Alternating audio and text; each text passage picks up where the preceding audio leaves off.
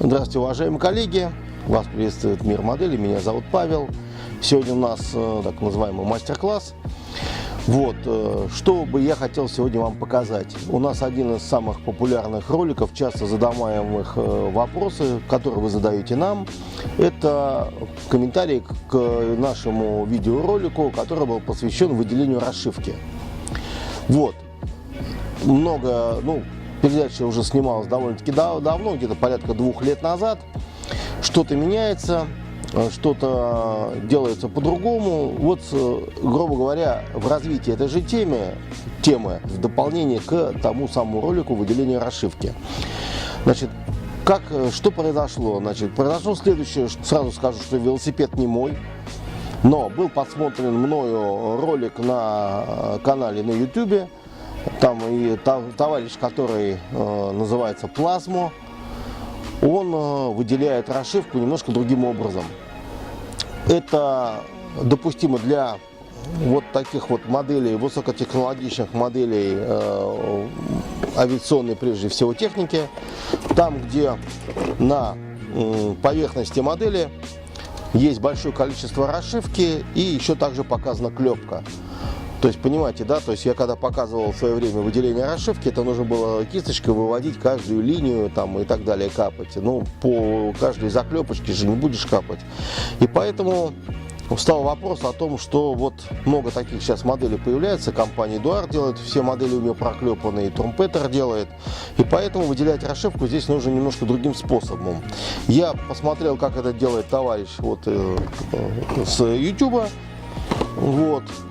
Я решил попробовать, 2 раза я попробовал, мне понравилось, есть некоторые нюансы, я сегодня постараюсь показать, вы будете, так сказать, вооружены теми знаниями, которые вы сегодня получите. В качестве испытуемого объекта сегодня находится крыло в 72 масштабе, это P8 от звезды.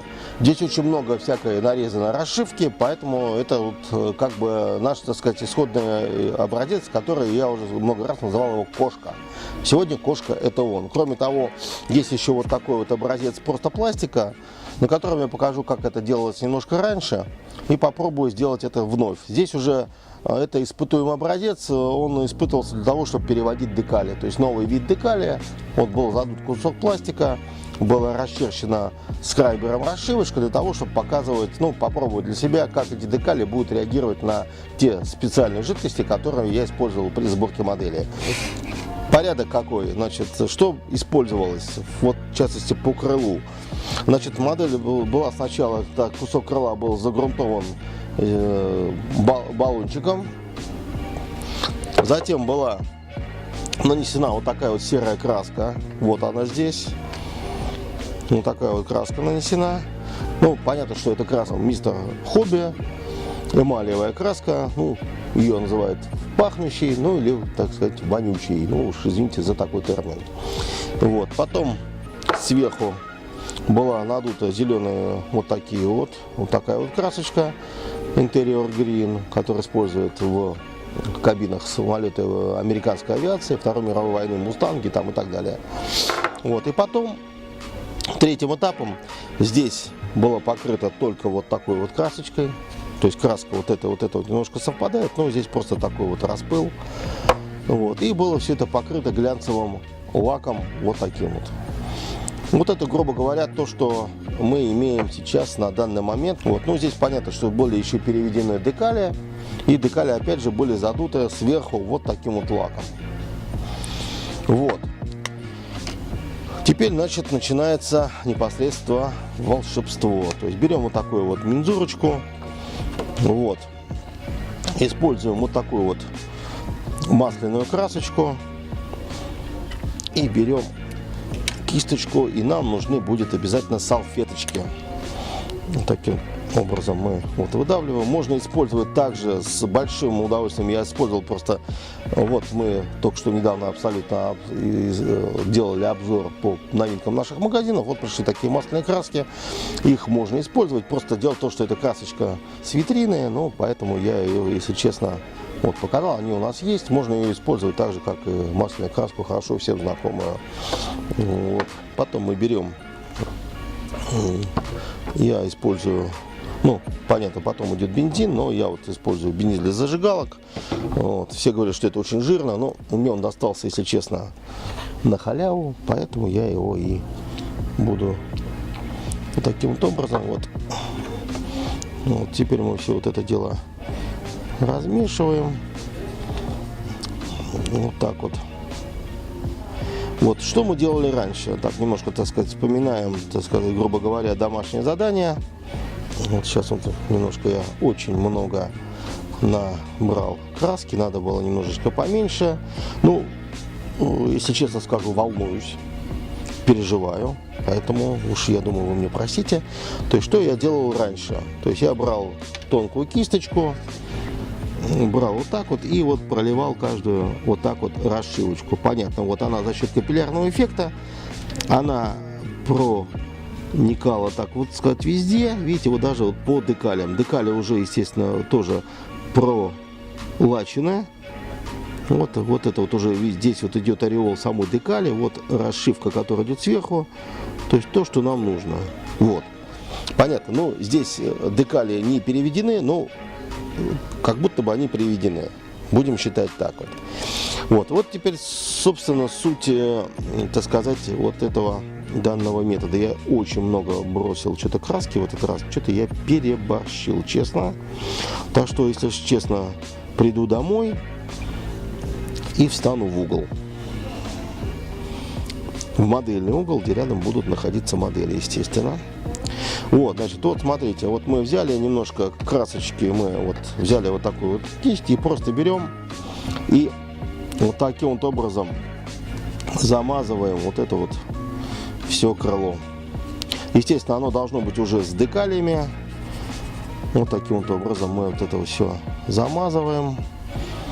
Очень некрасиво, грязно. О, ужас. Понятно, что можно его как бы все. Ну вот. Даем ему просохнуть там буквально пару, там, тройку, там, минут 5. И потом опять же салфеткой начинаем вот это вот все. Работа грязная, естественно. Вот таким вот образом начинаем все вот это вот стирать. Вот таким вот образом. Честно могу сказать, что работа грязная. Использовать надо салфетку, можно ватный диск. Ну вот. Лучше всего, конечно, это делать, естественно, по потоку. Значит, что мы имеем на выходе? Я вот сейчас вот подотру. Конечно, здесь не будет идеально так, как я делал бы на модели, потому что это нужно делать много тщательней. Поверхность должна, конечно, быть подготовлена намного лучше. Ну, я один слой декали, то есть лака положил и так далее. Вот мы имеем вот такую поверхность. Я специально сделал не все крыло, так сказать, залил. То есть, что мы имеем? Мы имеем следующий очень интересный эффект. Во-первых, сама модель, ну, грубо говоря, вот этот кусок крыла, он стал темнее. То есть, грубо говоря, то есть, ну не свежевыкрашенная деталь. Во-вторых, залилась вся, вот даже лючки, видите, то есть, если раньше нужно было брать, и, как я показывал, вот нужно было вот так каждый лючок капать, потом вот это вот делать, то здесь получается, да, это более грязно, но при этом всякие мельчайшие лючки сразу подчеркнулись автоматически. То есть они просто вот залились.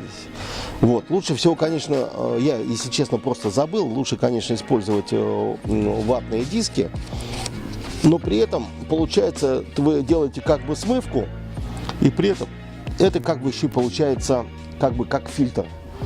То есть модель становится более, так сказать, затемненной. То есть, ну, надо учитывать, если вы делаете, допустим, по светлой модели, по белому, вот я, например, тоже делал тоже Crusader, вот он снизу, он был абсолютно белым. Вот я нанес вот этот вот, и он сделал вот такой грязно-белым.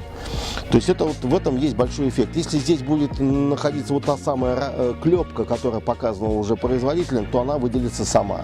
То есть для высокотехнологичных моделей, таких как Эдуард, который сейчас делает вот модели, Трумпетер, последние модели, они все тщательно проклепывают, они с клепкой. То есть вот этот вот метод, он очень сильно для модели авиации, он очень здорово подходит. Мне очень понравился этот результат. Модель становится такой как бы изношенной. Вот. Кроме того, что я, как уже сказал, уже подчеркивается вся Вот, так сказать, структура выделения, то есть выделяются лючки, заклепки, линии расшивки, выделяются сразу. Ну, единственное, что нужно смотреть, потому что, естественно, вы когда будете заливать вот это все, будете заливать кисточкой, естественно, она будет затекать на ту сторону будет затекать. Поэтому здесь надо смотреть как бы внимательно. После этого, естественно, что нужно сделать? Посмотреть, чтобы не осталось вот этих вот подтеков, убрать, так сказать, лишнее. Вот, потому что, в принципе, вы разлили. Ну вот, еще, может быть, какие-то вот огрехи, видите, вот еще даже немножко, вот уже вроде как бы подсохло, и все равно еще есть немножко вот этим. Естественно, я не принимаю, это сухой, запомните, я бензин здесь не использую, именно сухой вытираем насухо. Конечно, рука должна быть правая, ну вот, держащая, эта рука должна быть в перчатке, потому что все касания этих самых дают отпечаток пальцев, который потом, к сожалению, при напылении матового лака, потом надо все это обязательно закрыть матовым лаком или полуматовым лаком, могут проступить отпечатки ваших пальцев. Поэтому, конечно, лучше брать, как наши западные коллеги делают. Они используют перчатки хлопчатобумажные, но в них модель скользит, поэтому лучше брать какие-то латексные перчатки типа медицинских. Они, во-первых, не пыльные, на них нету ворса, пыли и так далее. К тому же модель, она немножко как бы за счет этого, за счет резины, вот этот латекс, она как бы больше держится. Так что вот таким вот образом, еще раз говорю, что велосипед не мой. Посмотрел данный метод коллеги на YouTube. Вот, по-английски он там Plasmo. Можете зайти, посмотреть эти ролики. Ну вот такой вот ролик, я еще раз говорю, что мне понравился эффект. Вот, давайте еще раз немножко проведем небольшой, так сказать, закрепим наш результат. Что мы использовали? Еще раз, значит, модель была, ну, исходный был загрунтован грунтом, покрыт двумя красками, затем был обязательно покрыта вся поверхность, уже полностью весь рисунок, даже с декалями надо покрывать глянцевым лаком. Обязательно дать хорошо, там, ну как минимум ночь, сутки просушить. И после этого использовать масляную краску, разбавлять ее бензином в какой-нибудь емкости и кисточкой наносить на поверхность модели. Вот. Плюсы этого метода есть, также есть, конечно, есть и минусы, потому что, в принципе, единственное, что, конечно, довольно-таки грязноватая операция. Первый раз сильно измазался, ну и, так сказать, ужас-ужас. Но эффекты стоят того, потому что, вот, можете увидеть, вот покрашенное, это не касался этим, получается, что как бы вроде и выделена вся расшивка, заодно и получается, что модель стала на полтона потемнее, то есть, грубо говоря, добавились какие-то вот такие элементы. Вот, поэтому я думаю, что этот метод имеет право на жизнь. Вот, уважаемые коллеги, сегодня мы уже рассматривали, уже такой большой был у нас ролик, снимали мы по выделению расшивки. Вот, появились новые знания, я с ними сегодня вас ознакомил. Метод имеет место быть, но просто надо к нему хорошо подготовиться. Вот. Конечно же, у вас будут вопросы, задавайте их на нашем канале, я на них буду с удовольствием отвечать. Вот. Единственное, что постепенно, аккуратно заведите какую-нибудь кошку, кусок пластика, ненужную модель, допустим, какую-нибудь испорченную модель, вот плоскость крыла, что-нибудь. Обязательно пробуйте, и я думаю, что результат ваших моделей будет вас удовлетворять полностью, ваше качество сборки будет расти. И модели, стоящие у вас на полке, будут вам доставлять большое эстетическое удовольствие. Меня зовут Павел, это был Мир моделей. До новых встреч!